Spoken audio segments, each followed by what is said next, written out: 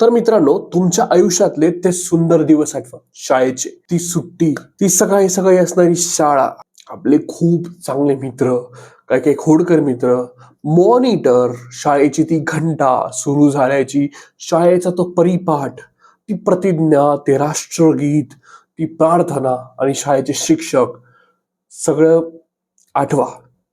पण जर हीच शाळा तोडण्यात आली तर विचार करा. तर याच विषयाला घेऊन एक सुंदर चित्रपट आपल्याला बघायला भेटणार आहे 1 जानेवारीला. तर आज त्याचा ट्रेलर आलेला आहे. त्या चित्रपटाचं नाव आहे क्रांतीज्योती विद्यालय मराठी माध्यम.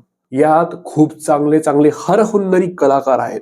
या चित्रपटाचं दिग्दर्शन केलंय हेमंत ढोमे यांनी.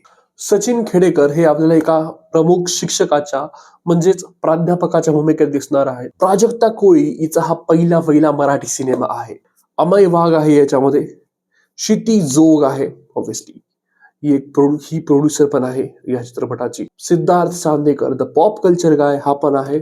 या चित्रपटात हरीश दुधाडे पण आहे, ज्याने खूप चांगलं काम केलं आहे. सोबत कादंबरी कदम पण आहे आणि पुष्कराज चिरपोटकर पण आहेत.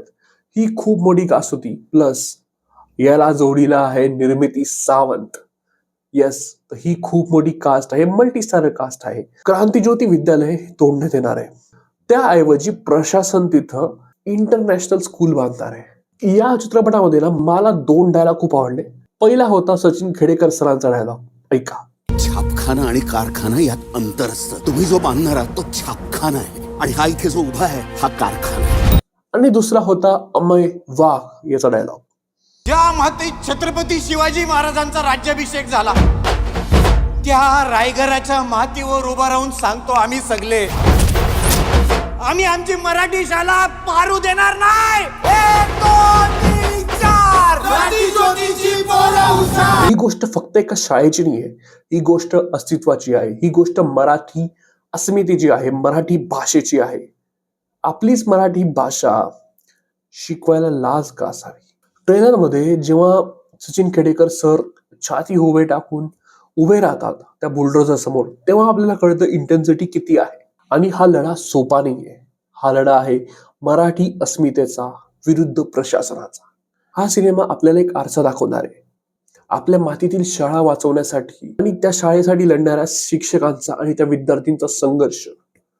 हे पाहण्यासाठी हा चित्रपट तुम्ही नक्की बघावा असं मला वाटतं. कारण आज जर आपण आपल्या शाळेसाठी उभं राहिलो नाही ना, तर हे मराठी शाळा, तर या सगळ्या मराठी शाळा मातीत मिळून जातील. हो, आणि खरं सांगायचं तर ही ऍक्च्युली एक गोष्ट आहे. खूप मराठी शाळा म्हणजे माझ्या डोळ्यासमोर मी बघत आलेलो आहे की त्या शाळांना पाडून एक नवीन इंटरनॅशनल स्कूल्स बांधताय. हा एक खूप चांगला विषय आहे जो आपल्या समोर मांडताय.